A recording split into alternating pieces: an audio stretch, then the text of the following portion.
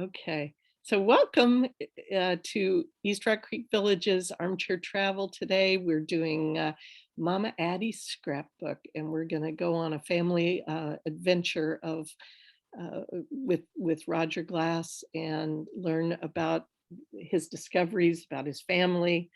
Um, Anyone who knows Roger in our neighborhoods knows that he must come from great stock, because he's such a great contribution to East Rock Creek Village and all the organizations.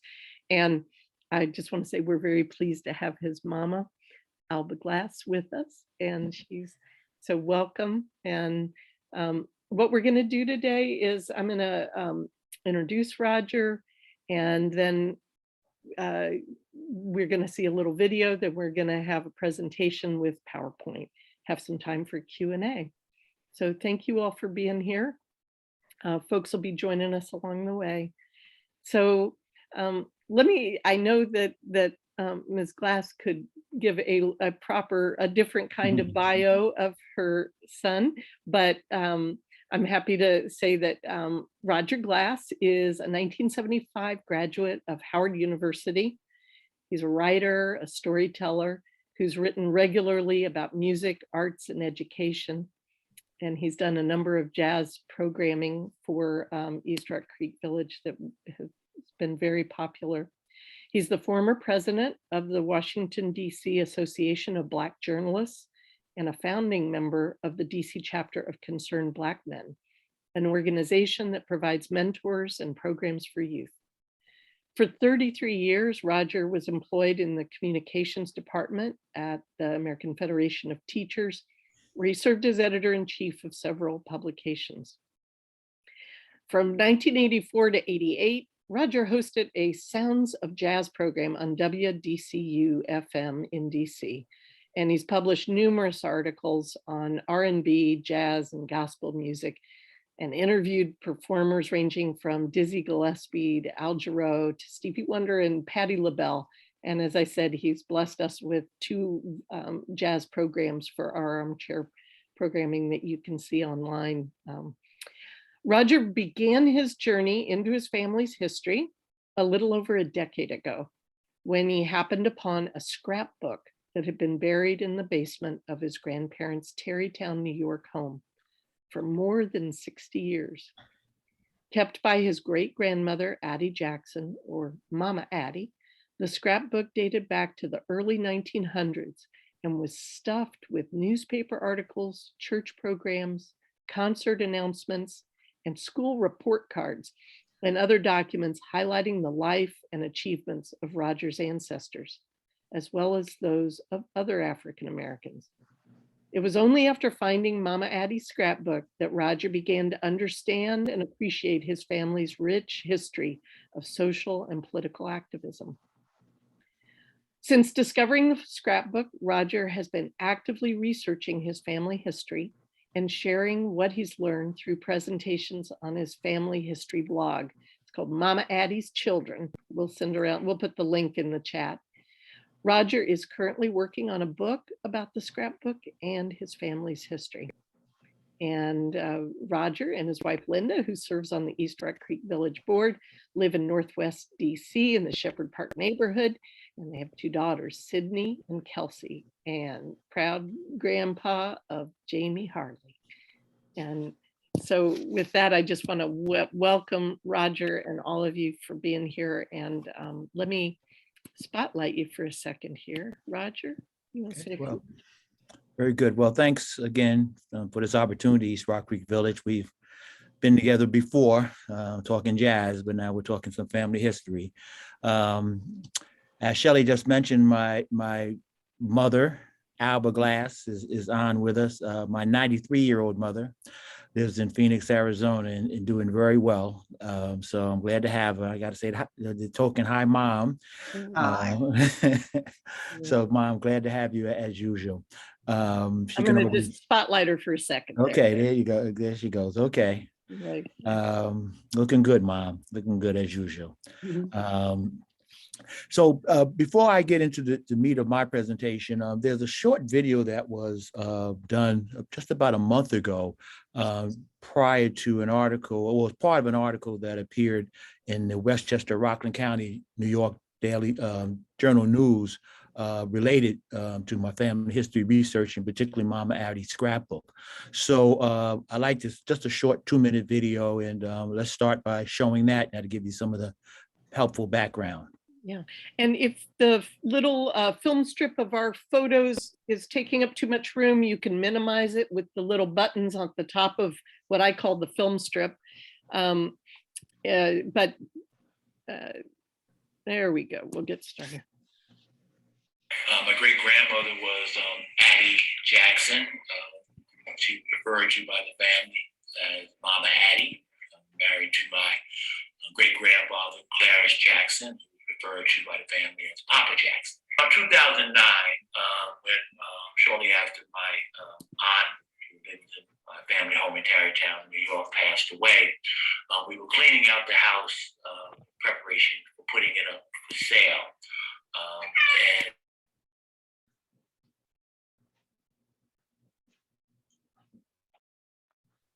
I don't know what happened. The sound is gone. out of the box, a scrapbook full of articles Hang on. related to my family history, related to the history of, as they refer to Negro and colored I'm gonna.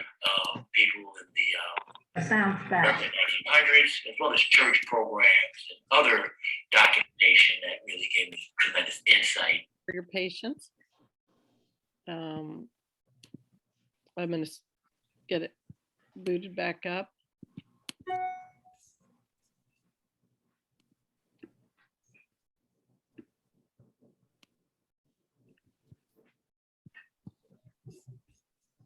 All right. One more time for.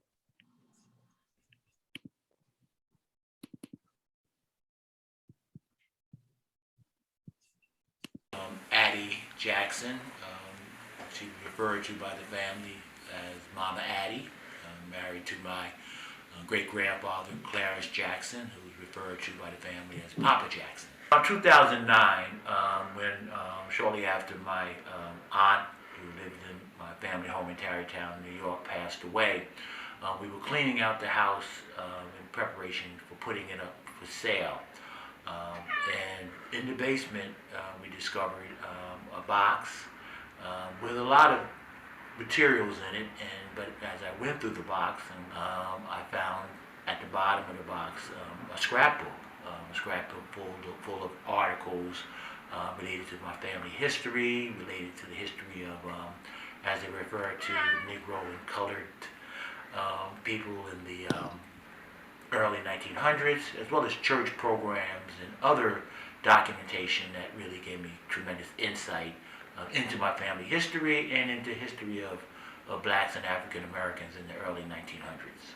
And so what it's meant to me is really, been an inspiration, and it also showed me some of the things that I have done, with my community involvement, over the last, 40 or so years, was consistent with some of the community involvement of my ancestors in the early 1900s that I wasn't aware of at all until I saw some of the newspaper articles and other materials in this scrapbook. She was also ready and willing to work with the larger community on behalf of what was referred to back then as the colored community there in Tarrytown, New York. For example, she advocated for more recreational activities in the early 1900s for the Black children there in Tarrytown, New York, and eventually there was a Black recreational center established, and she became the president of that recreational center. But that's the kind of thing I want people to know about her, and also, which is why my blog is called Mama Addie's Children, the fact that her children, my Aunt Beatrice, my grandmother, my Aunt Marie, my Uncle Chan, all of them went on to do very similar things, either through the Red Cross, Uncle Chan being the first Black supervisor in Baltimore, Maryland, who now has a recreational center named after him. All of them kind of followed in the footsteps of their mother, Mama Addie, and made their own mark as activists on behalf of the Black community.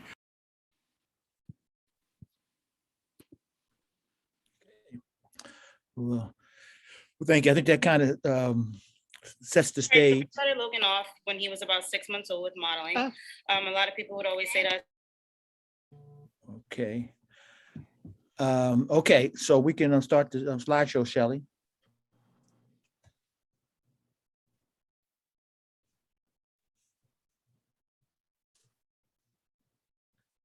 Okay. As you know, as we talked about, the focus of my remarks would be about the things I found in my great grandmother's scrapbook that you just learned some about. Next.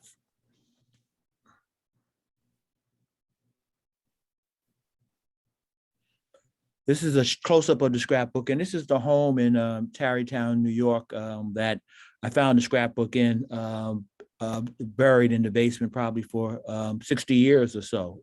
No one I know, I didn't know, I wasn't aware it was there, and I was about 60 years old at the time. Thankfully, we didn't toss the box that it was in. I went through the box and found this awesome scrapbook. Okay. This is some of the content of the scrapbook. This is just a few of the pages that I found. As you can see, it not only focused on some of my family history, but focused quite a bit on the history of Negroes, or coloreds as they were called, in the early 1900s. So my grandmother pretty much collected any article related to the achievement of the Black race. Okay. This is an article that appeared just about a month ago, a little over a month ago, in the Westchester, Rockland County, New York Daily News, Journal News, which talked, again, some about my family history research, and in particular, the scrapbook. Okay. This is one of the comments that appeared in the article by one of the people who were quoted. And you can see that last part where it talks about how these scrapbooks were used to record, to preserve African-American records. And as you said, they were just kept in the records in basements, in attics or basements. And I know other people who have found similar treasures in their attics or basements related to family history that they didn't know existed in those places.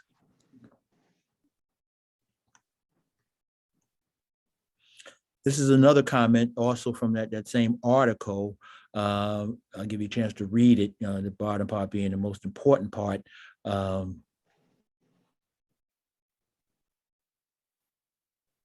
Again, the idea that this history, would not be forgotten, and that maybe generations later, as is the case with me, someone would discover it and begin to share it like I've been doing over the last several years. Go ahead.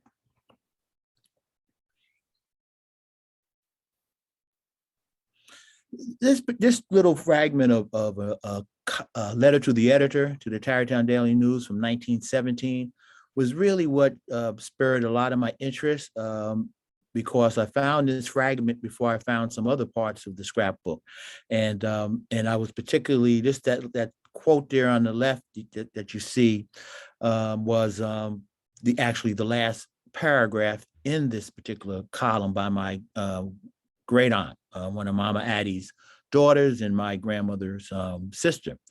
She was actually Mama Addie's oldest daughter. And you hear more about her a little bit more later. But the statement that she makes, even then, about being proud of the race, and that reference to being a traitor at the end, has to do with the fact that this was during World War I, and there had been some allegations that some of the Black soldiers fighting in World War I were acting as traitors over in Europe. And my great aunt wanted to make it clear that would be not be consistent with the behavior of the race. I'm going to talk a little bit about my great grandmother, who was born enslaved in Nelson County, Virginia, and then moved to New York in 1800s, and who lived to be, well into 100s. Well, we think it's 114 years old, but generally we think it's somewhere between like 110 and 114. We're not sure. This is a little section on her and her remarkable story.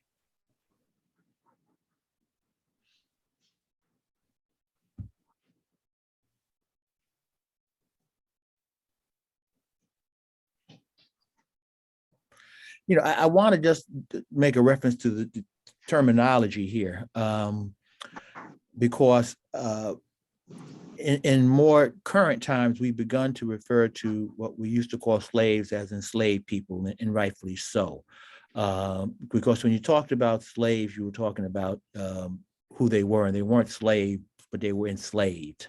So we've begun to evolve to use, hopefully all of us, to use the language enslaved as opposed to slaves.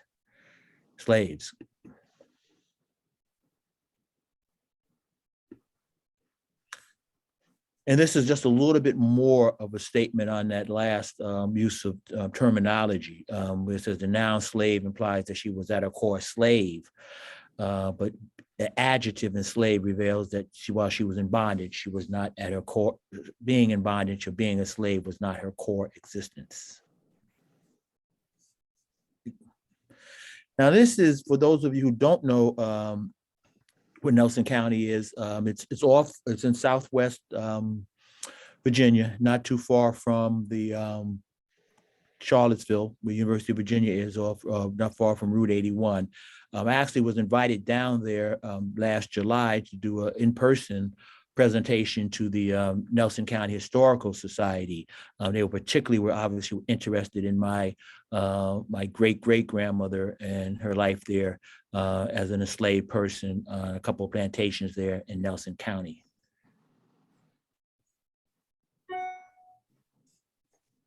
Okay.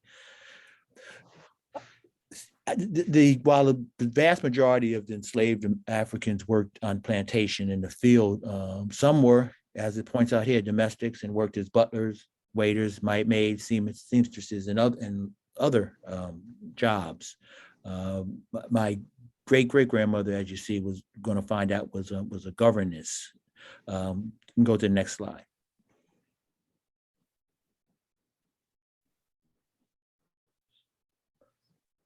Now, the slaves were priced, according oftentimes to their skill. If you had a slave who was like a blacksmith, as my great-great-grandfather was, or a carpenter or a cook, or had other domestic skills, they would, be worth more, when they were being bought and sold. And the next slide will give you a little bit. I use this information because the next slide, this is a bill of sale from 1833, where you actually see Lucienne listed here, where you see that red diamond shape.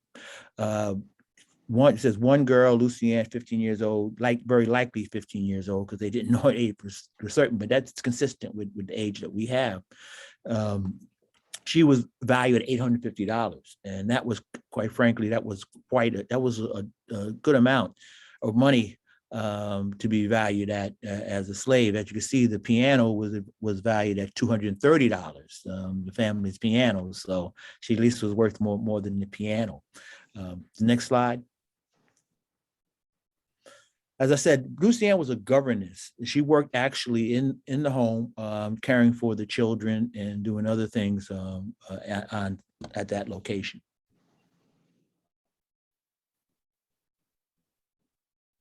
And this is Lucienne. This is a quote from Lucienne speaking some about her experience as on this particular plantation. As you can see, she was one of the fortunate ones. She was able to be treated, as she says, like family. And she actually, while she never went to school, the family actually helped her, taught her, which again we think it's unusual, but it did happen and does happen. And I think fortunate as a family member to be able to probably benefit from that early schooling of my great-great-grandmother. This is one of the art newspaper articles I came across when she was 111 years old, and she was given some advice on how she was able to live so long. And probably still good advice for all of us. Don't worry, work hard, but don't worry, be happy. So probably sound advice still. Okay. This is Lucianne when she went to vote. She was 114 at the time, 1936. And you can see her quote, being, how she was voting Republican. Back during that period, most Negroes or colored people, as we were referred to, were Republicans. They were Lincoln Republicans. So it was not it was typical for Blacks to be strong supporters of Republican candidates.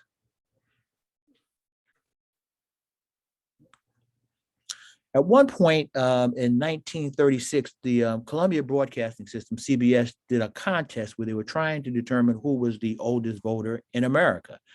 And as you see, at that point, one of Lucianne's neighbors actually brought her to the attention of the campaign, of that effort. And she was the leading nominee, for the oldest living voter in 1936, when she was 114 years old.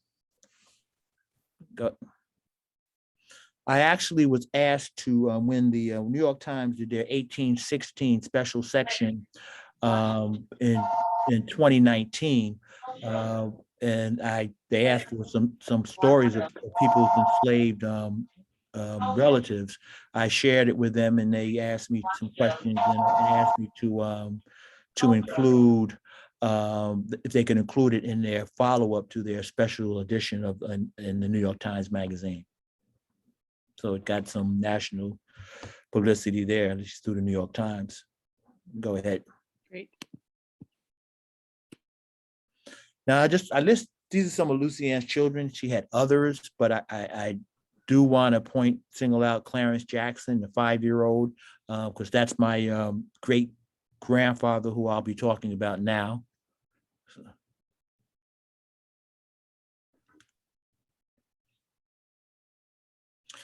Clarence, Papa Jack Jackson, was born in what was called Basic City, Virginia. It's called Waynesboro. It's part of Waynesboro now. As I said, she was Lucianne's son and my great-great-grandfather, Squire Jackson. He moved to New York State right around 1885. Go ahead. The family, and I'm not quite sure how this or why this happened, but my great grandfather, Clarence Jackson, settled in Tarrytown, New York. You've heard us talk about Tarrytown already. Tarrytown is about 15 miles upriver from New York City. Those of you who recognize that area know that Yonkers is the last town in Westchester County. And once you cross that Yonkers line, you see Yonkers down there to the south of Tarrytown. Once you cross Yonkers, you cross into New York City.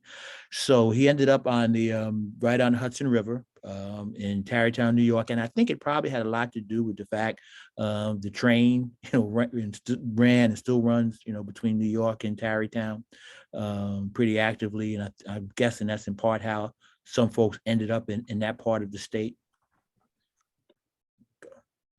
Go ahead. This is a photo of the family from my Mama Addie's side. Mama Addie's main name was Wilkins. It's taken around 1900. That's Mama Addie you see with the baby on her lap. That's my Aunt Marie on her lap. And seated below her, that's Beatrice, the girl. She was probably about 5 or 6 years old. And that's my Uncle Wesley. He was probably 7 or 8 years old at the time. And to the far left is Papa Jack. Standing on the far left is my Papa Jack there. So go. Papa Jack, when he arrived in Tarrytown, New York, one of the first things he helped to do was to organize a church. This was like around 1890. He helped to organize Shiloh Baptist Church, which actually was my church for most of my years growing up. And the church still is an operating church in Tarrytown, New York today.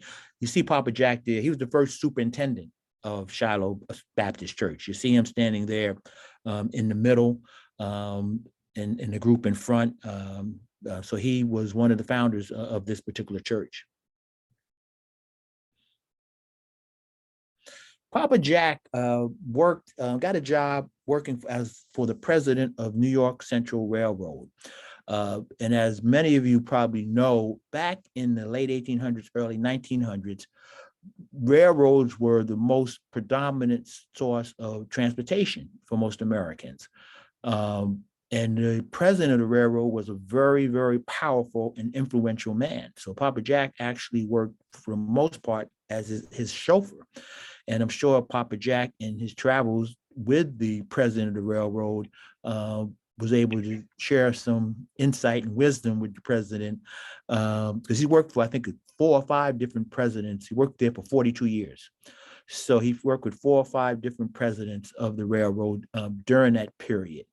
And I'm sure that he shared his own insight, when riding with those presidents of those very powerful men in America at that time. This is a picture of Papa Jack shortly after he retired. That's a picture of the old picture of Grand Central Station, which really looks the same way today. A beautiful building, awesome building. I'm sure most of you have been in it at one time or the other. And it said Mr. Jackson met many dignitaries during his years at New York Central Railroad. And I'm certain that, they probably weren't aware, but Papa Jack was a dignitary in his own right. When Papa Jack retired, one of the things he decided he wanted to do was grow cotton in Tarrytown, New York, in the North. And some of his neighbors, were, basically told him, you can't grow cotton, in this climate, that's not happening here. Well, sure enough, Papa Jack was able to grow cotton in Tarrytown. And you could see this is a newspaper article from 1941, where he took great pride and go into those people who doubted his ability to grow cotton. And you can see him, you might not be able to see the full picture, but that's him in his backyard with the cotton that he grew in his backyard in Tarrytown, New York. Okay. Now I'm talk a little bit about Mama Addie. She was born in Petersburg, Virginia, and moved to Tarrytown as a child. She as an adult, she quickly became recognized as a major spokesperson for the Black and the colored and Negro community in Tarrytown. And she also was a founding member of a very powerful women's organization in New York State, and called the Empire State Federation of Colored Women's Clubs.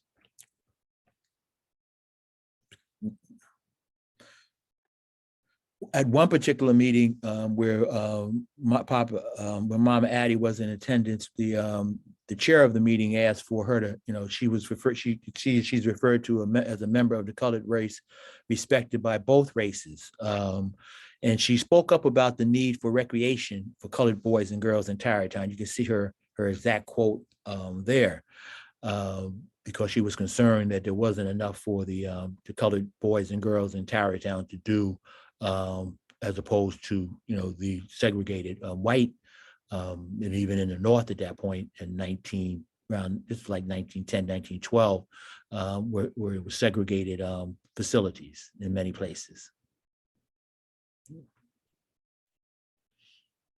Well, shortly after that, indeed, the Tarrytown did create a colored a recreation center, community center.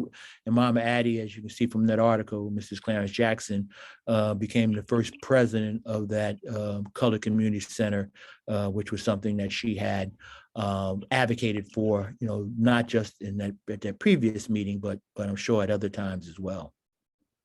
Okay.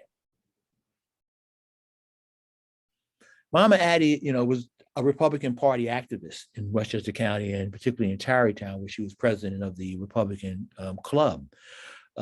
She would spearhead, organize forums to discuss, presidential candidates such as Herbert Hoover and Calvin Coolidge.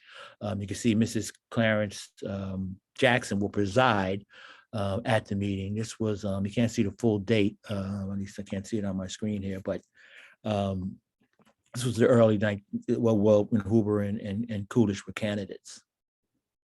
Go ahead. Mama Addie, as I mentioned, was one of the early members of the Empire State Federation of Colored Women's Clubs. was an affiliate of a national organization called National Association of Colored Women Clubs, which was founded by, amongst others, Harriet Tubman, Sojourner Truth, Ida B. Wells, and Mama Addie, as you can see on that particular list of officers, was the financial secretary for this organization from about 1912 until about 1923, 24, for about 10 years. She'd been participating in meetings where other names that you might recognize, like Nanny Helen Burroughs and Murray McLeod Bethune, would also participate in, because they were active members of the national chapter of this organization. Next slide. One of the ways in which the Empire State Federation of Colored Women's Clubs became very well-known and effective was in their support of the fight for women's voting rights, the women's suffrage movement there in New York State. As you can read in that quote, it says virtually every African-American women's club advocated for suffrage because they saw suffrage, the Black women did, they saw giving women the right to vote as a way possibly to address their concerns about racial violence, particularly lynching in the South, education, employment, and workers' rights. The New York State election or vote in 1917 for women's suffrage actually was a watershed moment, and I'll share more as we move along in this particular section. This Mama Addie is actually mentioned in that particular book, and actually I've been in contact with the woman, one of the women, Susan Gaudier, who is one of the co-writers of the book. She's a professor at a university in upstate New York, and I just happened to come across the book when I was doing some research, and didn't know Mama Addie was even in it. But this is what's mentioned of her in the book. Points out that she was at that meeting in Buffalo, New York in July 1913, where members of the Empire State Federation voted to support the women's suffrage movement. And that really led to the Black women organizations, particularly this one, becoming even more engaged in fighting for voting rights for women. Please mute yourself if you have background noise, please. One of the women who Mama Addie worked very closely with was a woman named Marie Lawton. She was actually the third president of the Empire State Federation, during which Mama Addie was the financial secretary for most of those years. My great aunt, Mama Addie's oldest daughter, as I mentioned, was also active in the Federation during this period. In addition to being president of the Empire State Federation, and Maria Lawton was located in Brooklyn, New York, and she also is a graduate, like myself, of Howard University in the late 1800s. But she was a leading Black suffragist, as well as being a president of the Empire State Federation. I'm going to talk a couple more slides about her. You can go ahead. You can see here that Mrs. Lawton was one of those who, when the white suffrage leaders wanted to meet with or engage with the colored suffrage leaders, women suffrage leaders, Mrs. Lawton met with two of the leaders of what they call New York State Suffrage Association, the white organization, and they arranged to have a mass meeting where the white suffrage leaders and some of the, maybe they said up to 15,000 of the Black female suffrage activists could meet and begin talking about how they could work more closely together on the fight for voting rights for all women. Should be noted, though, that when the law was finally national, and I think that was in, I want to say 1920, they did not include, many of the states still did not include enabling African-American and Black women to vote. Okay. This is an old postcard, which I think is a real treasure that I found in the scrapbook. This is a postcard sent by Mrs. Lawton to my great-grandmother in 1937. My great-grandmother died actually in 1938. So this was just prior to her death. And as you can see what she wrote on the postcard. I spelled it out there on the left. So they remained friends. Miss Lawton living in Brooklyn, and my great-grandmother in Tarrytown, New York. And this was again a card that was sent to my great-grandmother by Mrs. Lawton back in 37. The next slide. There's actually a Marie Lawton Senior Citizen Center in Brooklyn, in Fort Greene section of Brooklyn. So she was a real prominent and well-known person in Brooklyn, and to the point where this is the oldest senior citizen center in the borough of Brooklyn, is the Maria Lawton Senior Citizen Center. One of the tasks that Empire State Federation took on was for the care of Harriet Tubman in the last few years of her life. Harriet Tubman was living in Auburn, New York at that time, which is about 2 hours from New York City, which is where she died as well. And she was almost 100 years old. She was, they didn't know for sure, but she was thought to be about 100 years old at this time. And as you can see, they did an investigation, the organization did, and they determined that she really needed their support, particularly their financial support, and because she needed a full-time nurse. So she had some income, maybe $40 a month. They agreed to pay another $25 a month, the organization did, so that she could be cared for by a full-time nurse and would be, comfortable during the close of her declining years, as you can see. So there was a connection there between my great-grandmother's organization that she helped to found, Empire State Federation, and Harriet Tubman, who that organization took care of in the last years of her life. Okay. This is one of this article appeared February 27th, 1913 in a newspaper called the New York Age, which was the predominantly Black newspaper in New York State at the time. This was after Mary Talbot, one of the presidents, the second president of the Empire State Federation, visited with Harriet Tubman up there in Auburn, New York. And you could say she was frail, emaciated, in bed fast, a shadow of what she was a year ago when Mary Talbot had visited with her a year ago. But she also, Harriet Tubman also made a point to tell Talbot, as you see in that very last end there, to thank the women who were helping to make her last days on earth comfortable. As I said, this was February 27th, 1913. Harriet Tubman died on March 10th, 1913. So she died just about 2 weeks later. Okay.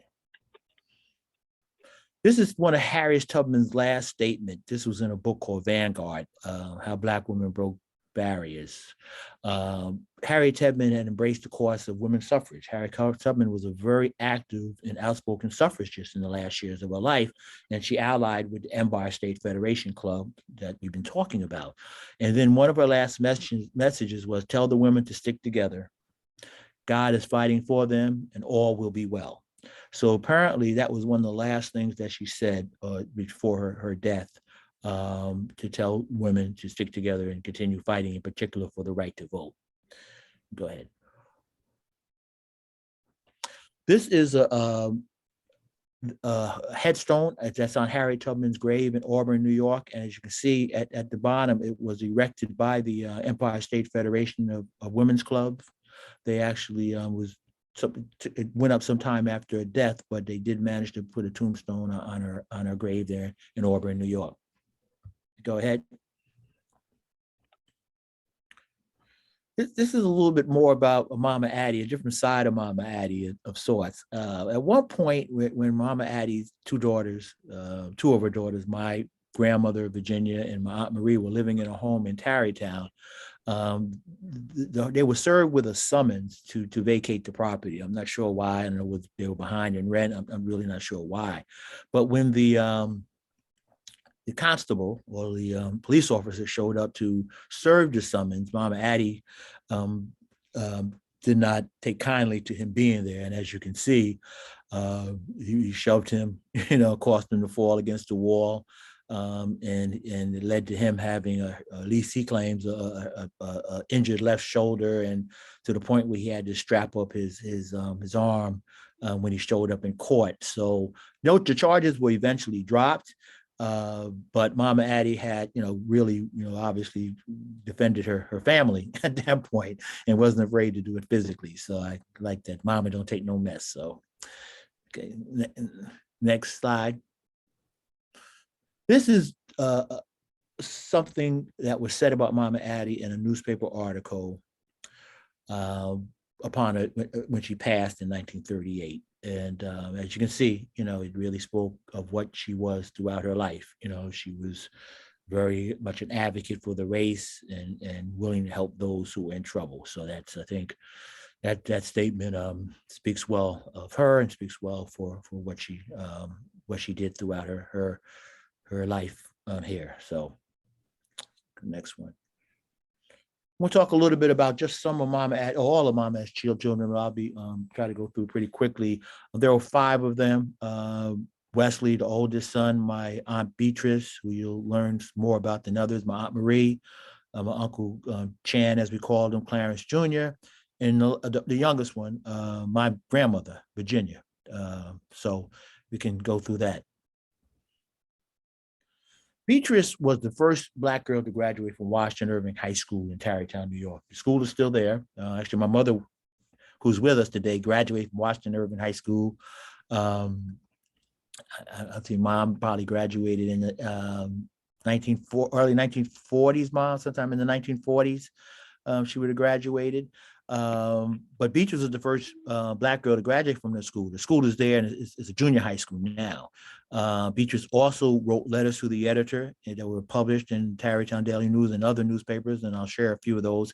And she was a soprano singer. She was outstanding soloist with, including the Mother Zion Church, which is a famous church in Harlem, New York. She died at age 28, but accomplished so much in that short time that she was on this earth. She died from complications from childbirth, by the way. This is one of Beatrice's report cards. I thought this was a nice treasure to find. It's from 1904. She got pretty good grades overall. I know you can't see it, but this is her 1904 report card when she was in 5th grade. Again, one of the treasures that I found in the scrapbook.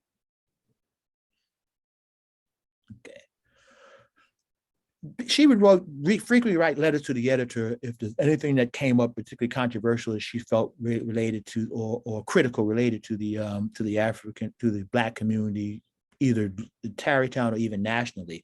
She was referred to in an editorial at one point as a young colored woman passionately jealous for her race. Never quite heard that term, passionately jealous, but I understand what was meant. And you can see that quote there from a 1917 article, letter to the editor, where she, again, she makes it clear that she's proud of her race. And that there's only one thing that keeps the Negro down, and that's the color of his skin. You have disenfranchised Negroes and lynched many of them, particularly in the South.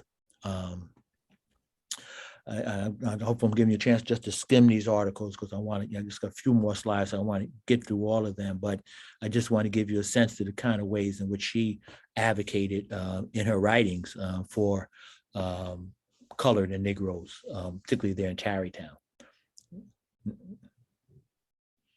This is another one of her, a pullout from one of her articles, her letters to the editor. A race who has shaken off the shackles of the Blackest superstition, ignorance, and race hatred deserves great credit. Lifting as we climb. Lifting as we climb was the motto for the Empire State Federation of Colored Women's Clubs, because they believed in reaching back to help those who may not have been well educated or who might be suffering in poverty. And as you can say, to reach out a stretching hand and help them up the ladder, which is, I think, what we all, particularly this organization, tries to do in its own way, the ERCV. Next slide. Again, this was actually a newspaper called the New York Tribune that Beatrice wrote in 1915, where she was talking about how even while Black soldiers were fighting overseas and they were Americans were still being lynched and other atrocities in the South, and that we should consider that just as important as the horrors that were happening in Europe during World War I.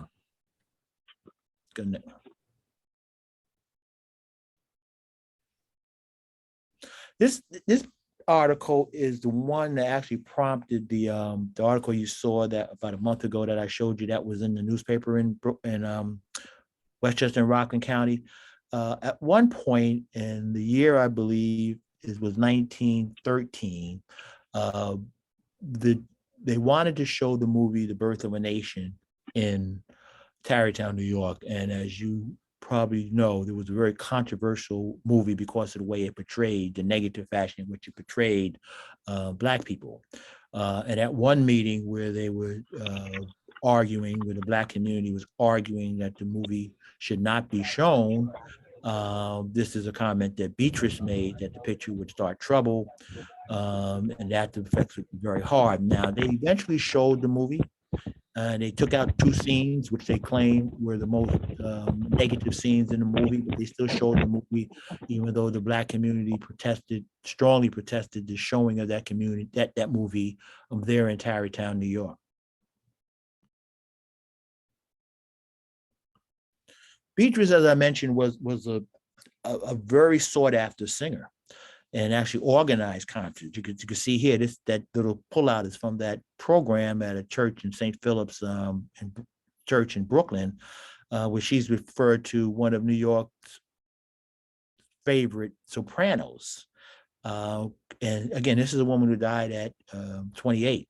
So she did all of this. She wrote letters to the editor, sung in some of the largest, most prominent churches in the greater New York area. Go to the next slide. She was actually featured, Beatrice, with the junior choir at the Mother Zion Church in Harlem, which still exists to this day and is one of the most prominent Black churches in America. And you can see this quote comes from the article itself, where Miss Beatrice Jackson of Tarrytown captured all with her sweet voice. She was, again, quite accomplished, and I really would have liked to seen what she would have done, later in life if she had not died at the age of 28. Next slide. Beatrice organized, like I said, organized shows. This is a vaudeville show she actually organized at Sing Sing Prison, a very famous prison there in New York, just about 7-8 miles up the Hudson River from Tarrytown. This was in 1920 when she organized a vaudeville show for the prisoners at the prison. And this one, I think my grandmother actually appeared, and I have a program from that show, one of the shows at the prison, that my grandmother actually either sung or danced or did both in. So Beatrice, again, this is her at 20 years old. 25 years old. I'm sorry, 25 years old at this point. Go ahead. Next slide. This is another real treasure that I found. Just like my great-grandmother, Mama Addie, Beatrice was also very active with the Empire State Federation. And she was also a very outspoken supporter of women's suffrage movement. This is her poll watcher's card, as we might call it today, that she was a poll watcher at that historic 1917 election where women of New York State won the right to vote. You can see this November 1917, and she was a poll watcher at a school, PS 89, which was a school in Harlem, New York.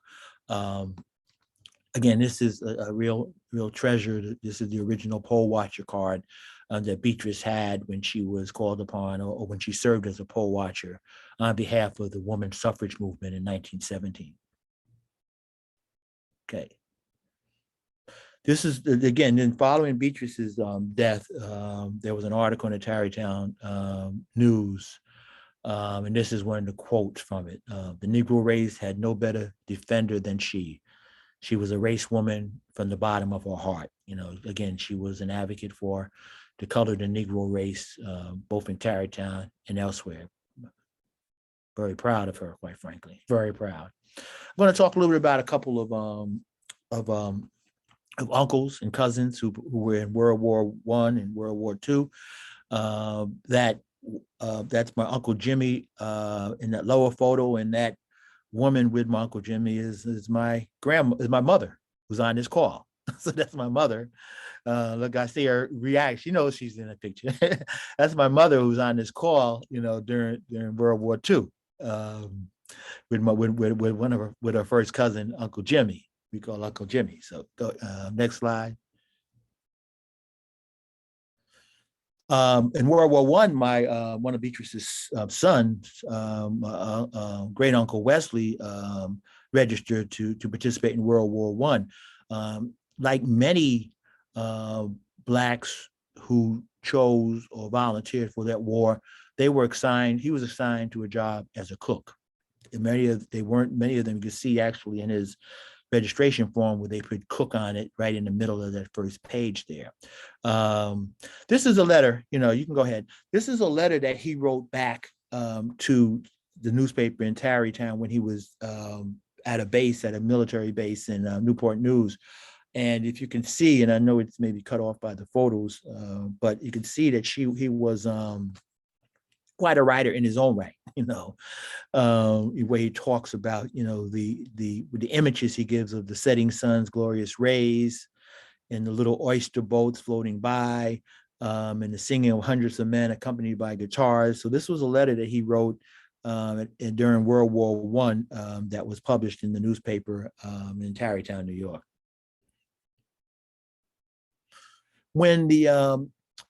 During World War I, there was a group of Black, they were the 15th National Guard out of the Harlem National Guard Armory, who were allowed to fight as a segregated troop during the war. They eventually became the 369th Regiment, or Harlem Hellfighters, as they are also known. They were trained in Peekskill, New York, which is about 10, 12 miles up the Hudson River from Tarrytown. And during their training, they would sometimes come down to Tarrytown to go to what was referred to as the peekaboos. The peekaboos, what we know today as strip clubs. And there was some criticism of their behavior by some members of the Tarrytown community, saying that they were loud and rowdy when they left the clubs, but there were others like my Aunt Beatrice who said that was not the case, and who defended those men. And she wrote this letter, again, Aunt Beatrice again, writing letters to the Tarrytown Daily News in 1917 to the newspaper, which she referred to these boys as without exception, the cleanest lot of boys and men you could find anywhere. And she says, I stand to defend to the last stand every man connected with the 15th Infantry. Again, they became the 369th Regiment when they went over to fight in France, and became very famous. There's actually a documentary about them now. They became known as the Harlem Hellfighters for their fighting capacity and their heroism when they were over in France during World War I. But before they went over there, Aunt Beatrice, had to defend them like she defended many other members of the race. When they did go over to, one of the things, and some of you probably know this, that the Red Cross did during World War I, the Red Cross encouraged people to knit socks and hats and gloves and send them overseas to the troops fighting in World War I. That's the ad that you see there. Well, when all of my ancestors, including my mother, who still knits to this day, in fact, she's a very active knitter, my great-grandmother and my grandmother and my other great aunts decided they were going to knit some socks and so forth. But they found out that the socks and so forth were not reaching the troops, the Black troops, like the 369th Regiment that was fighting overseas. So what my great-grandmother did, she actually started a Red Cross chapter in her home there in Tarrytown, New York, with the express purpose of making sure that the things that they were knitting was received by some of the Black troops who were fighting in World War I. This was an article published in the Tarrytown Daily News actually in 1991, obviously many years after that, where my grandmother is quoted, as saying, why they decided that why Mama Addie started a Red Cross chapter in her home there in Tarrytown, New York. Next slide.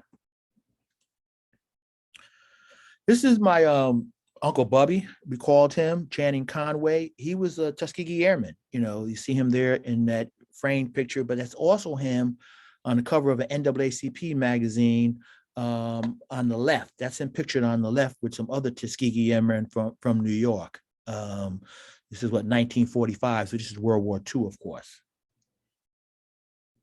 Next slide.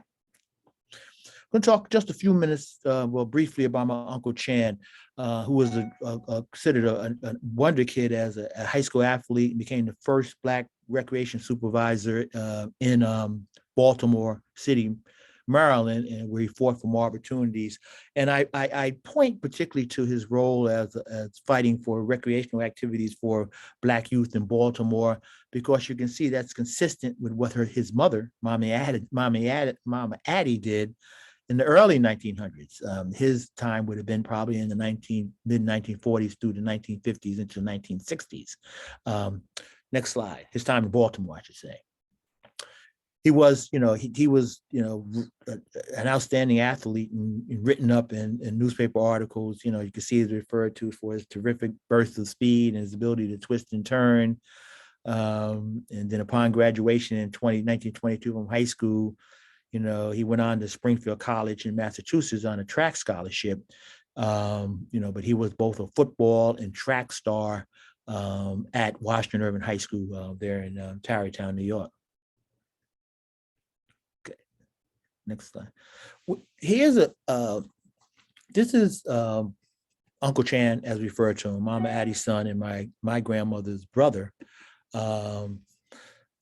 This is him at a opening of a new park in the Druid Hill section, I believe, of Baltimore City, when he was a Black supervisor of recreation. You could see his comment to a Baltimore newspaper. What he did when he arrived in Baltimore is he saw the poor conditions of the recreational, the fields and the recreational centers for Black youth there in Baltimore.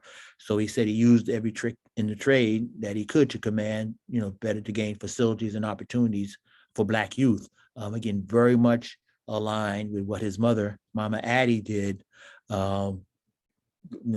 50 years before that, 40, 50 years before that. So that's probably, obviously, that's Uncle Chan there with the mayor of New York, the mayor of Baltimore at that time. At the opening of a park. There's actually now in Baltimore a recreation center named after Uncle Chan, the C.C. Jackson Recreation Center is there in Baltimore City. In the picture on the far left in the blue dress is my grandmother, and standing right in front of her with the red top, that's my mother, again, who's on this call with us. This had to be probably around, well, it was probably 30 years ago. It's probably close to 30 years ago this picture was taken. Or at least 30, I'm sorry, because my grandmother's been died and 35 years ago. So it's probably more like 40 years ago. So that this picture was taken. So, okay, next slide. Coming toward the end. My grandmother's in this photograph. And I present this photograph for two reasons. One, because she's in it, but two, because it was taken by one of the most famous Black photographers ever, and certainly during the Harlem Renaissance, James Vanderzee. Anyone who knows anything about Black photographers and the Harlem Renaissance has heard the name James Vanderzee. And that's my grandmother, pictured, as I said, standing fourth from left in the white. She got a graduation from a beautician school in Harlem. I never knew my grandmother went to beautician school.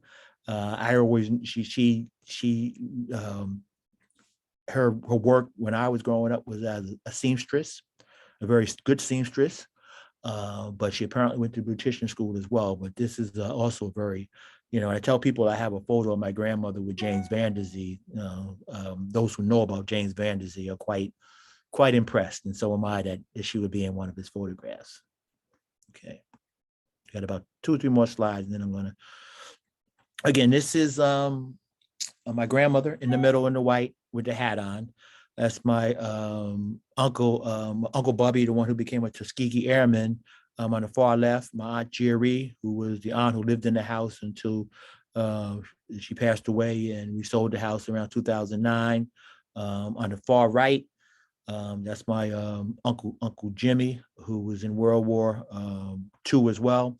And the little girl you see with the hat on next to my grandmother scrunched in the middle. Well, that's my mother. that's the 93-year-old you see on the call with us. So that's quite an important picture to me. You know, right? That's I say that too. She's still with us. You know, this is her. You know, she could have been more than probably 4 or 5 years old at that point. So this picture goes back, at least she's 93 now, at least 85 years. Oh, this picture goes back. So that's my mother right there. So, okay. Next slide. I think I got 2 more, I believe. This is my mother, my grandmother rather. She stayed active with the Red Cross there in Tarrytown and received recognition for 50 years. And she also was one of the real dedicated volunteers with a senior citizen center there in Tarrytown, New York, which is obviously quite appropriate for this group. And quite frankly, is one of the reasons that I'm so endeared to senior citizens and trying to be supportive of them is I know my history. And I knew this history even before I found the scrapbook. And there's actually outside of the Senior Citizen Center, there is a tree dedicated in her honor right outside the front door of that Senior Citizen Center there in Tarrytown, New York, where she was active as a volunteer for 20 years with that Senior Citizen Center. Very proud of the family in that role as well. Okay.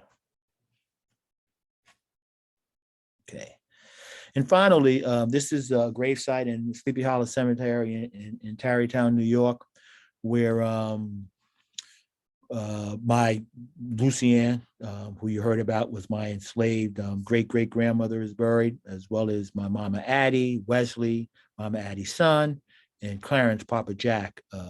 I really just discovered this cemetery site about 12 years ago. We have other family, like my grandmother and grandfather, buried elsewhere in the same cemetery, but I wasn't aware that these ancestors were about, less than half a mile away, because it's a very large cemetery, in another plot in the same cemetery. So I now pay honor to them when I go up there by always trying to go to leave flowers or say some prayers at both locations in the cemetery. So, and I believe this is the last slide coming up.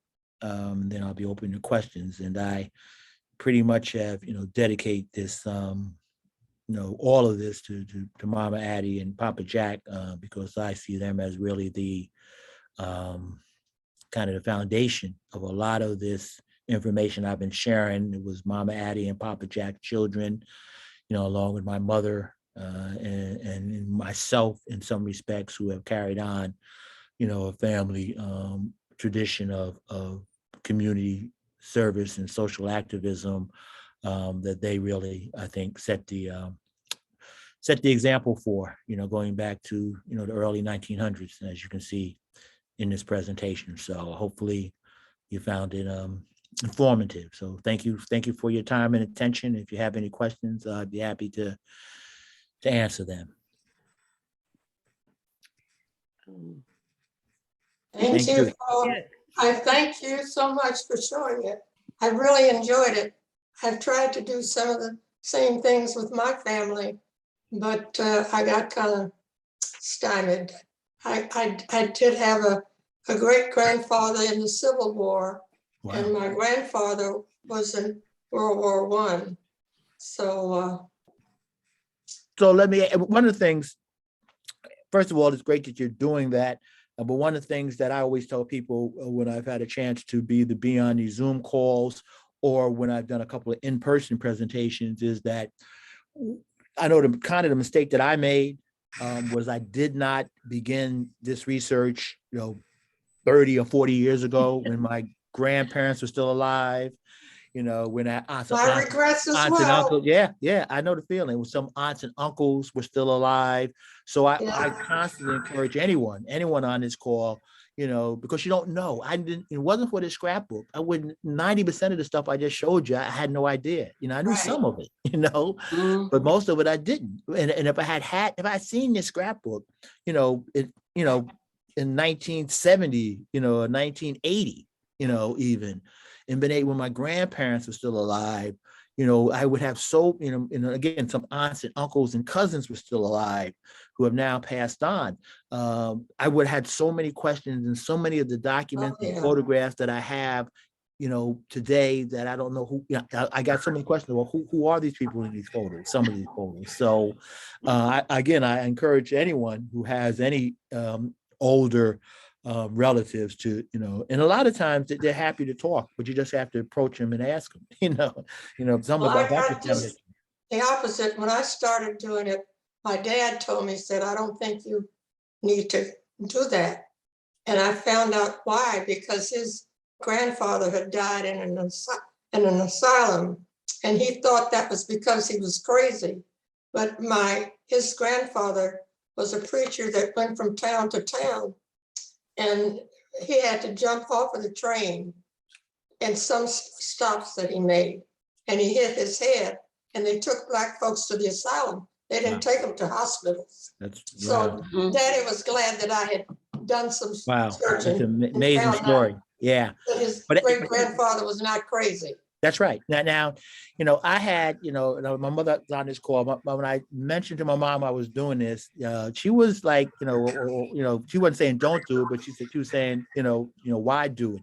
But now she's on all the calls. 'Cause I think she's come to appreciate, what's been learned, about our family, and to be proud of it as well. And your story about finding information about your grandfather, and how he ended up in the insane asylum. And you're absolutely right. It was very easy for people, particularly Black people, to be committed to the insane asylum just because of how they behaved. And like you, when I was growing up, I knew all of my grandparents. I was fortunate enough, because a lot of my friends didn't. But until Roots came out, I didn't think I had any history. Yeah.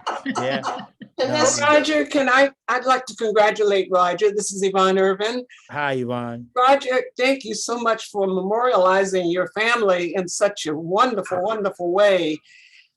In fact, you mentioned Mother Zion AME Church in New York, and they have a new young minister who appeared here in DC. Oh, really? As a guest in my church, People's Congregational United Church of Christ. I know your church. And yes, he's a dynamic young preacher who has got a lot of challenges in that neighborhood. Yeah. Where the church is located.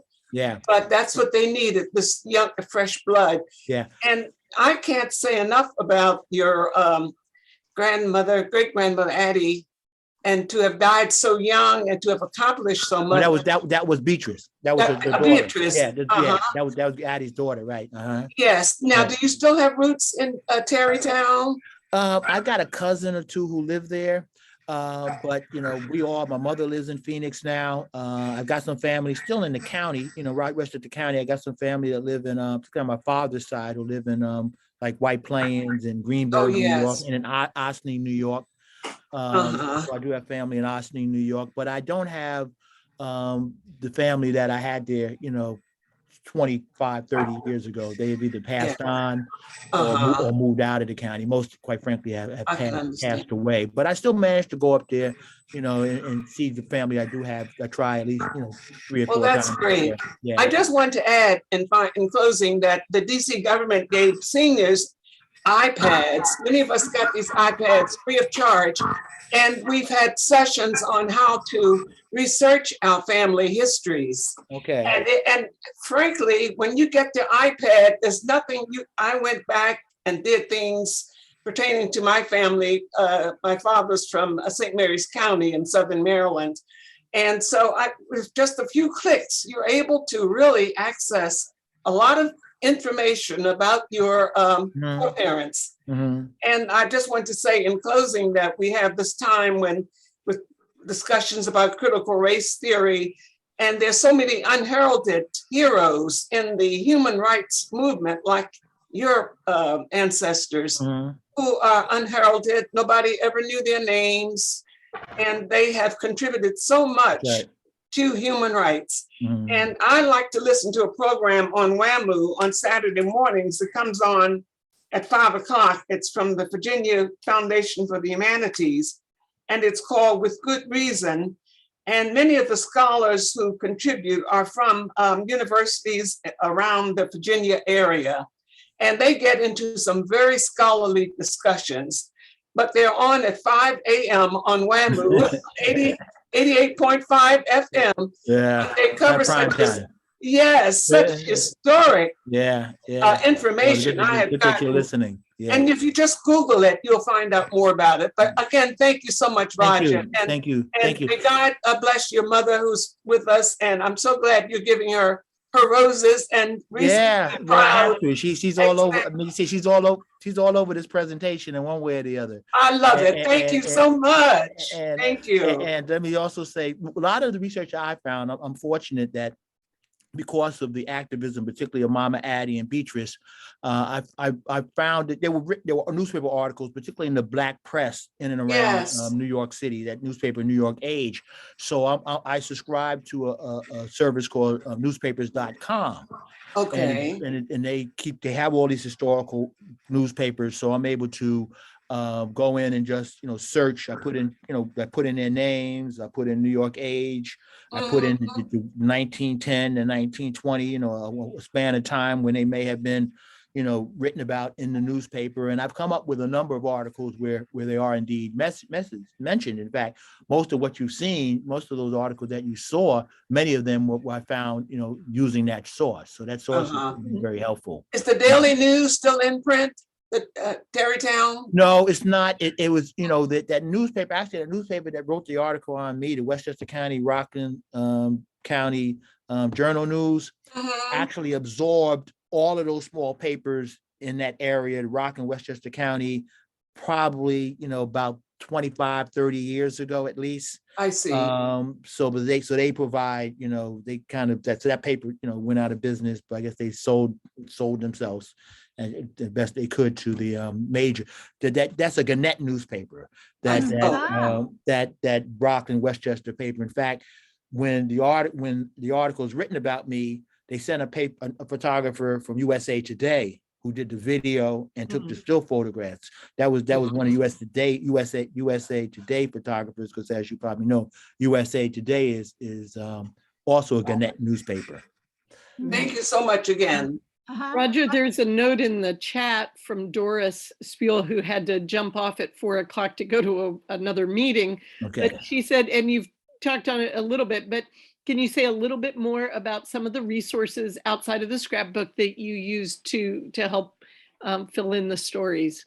Yeah, like I said, newspaper.com, ancestry.com. I found a few things, like that World War I registration card from my Uncle Wesley, my great Uncle Wesley. I actually found that on ancestry.com. Just popped up when I was doing some of the family history. But newspapers.com, and then there's a in Westchester County, there's a something called Fulton History.com, which is also really a source for newspaper articles.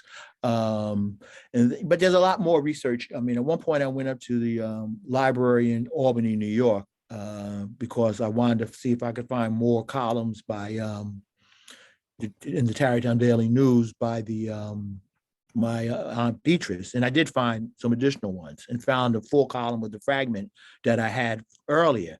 But now I'm able to get, now that, as time is going by, like there are other online sources. When I went up to Albany, to the state capitol, to the state library, I actually had to look at it on microfiche. Now the stuff has all been digitized for the most part, and I'm able to just sit here in my, in my living room and pull stuff up that I couldn't couldn't find before. But most of it has come from the scrapbook, thankfully. As you can see, there's a wealth of stuff in the scrapbook, and at least gave me some leads where I might look for more things.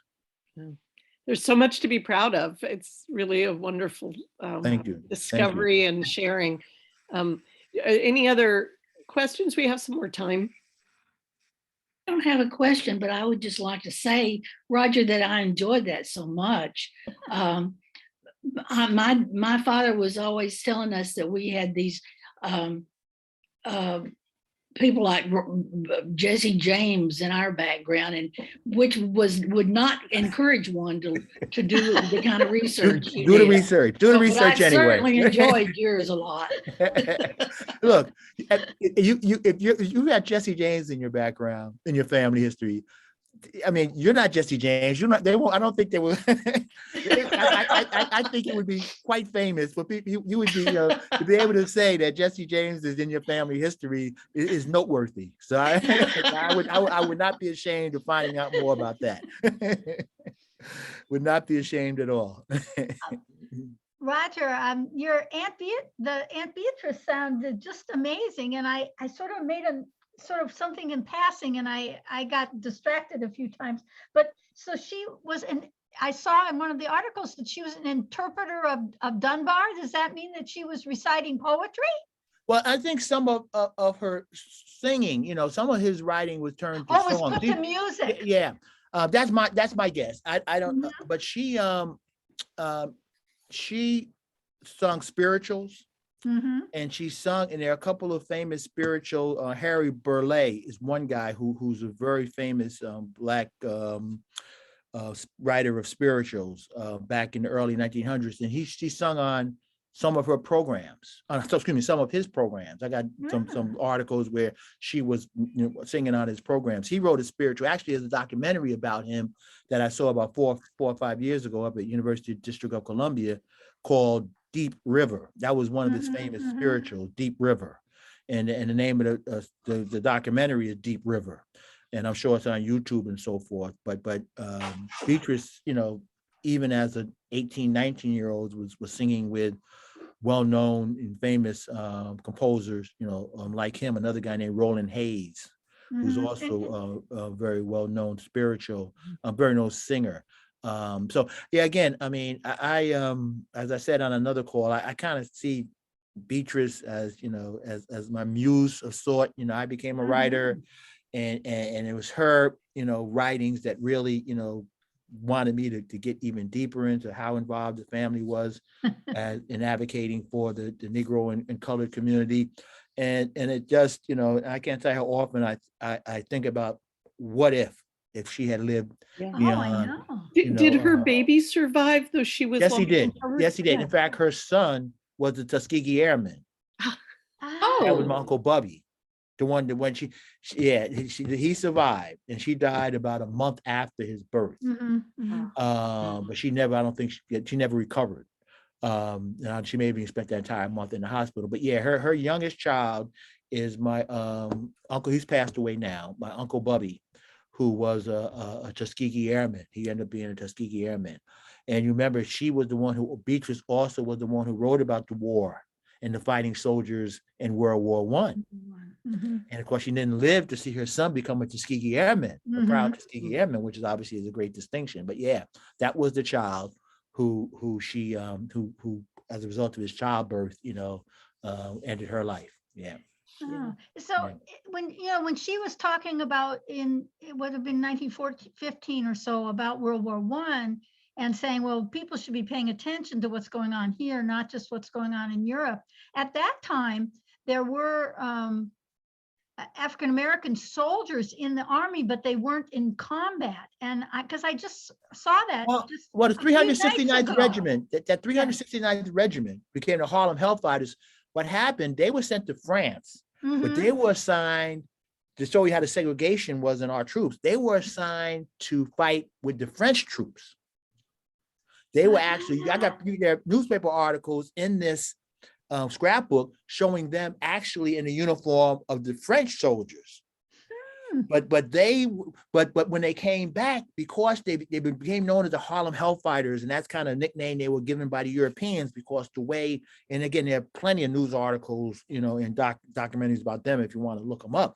But they became so known for how good of fighters they were and how Right. brave they were. And there were a couple of them. And one of the last name was Needham, and one of the last name was Johnson, who received the highest of honors for this one heroic act that they did while in France.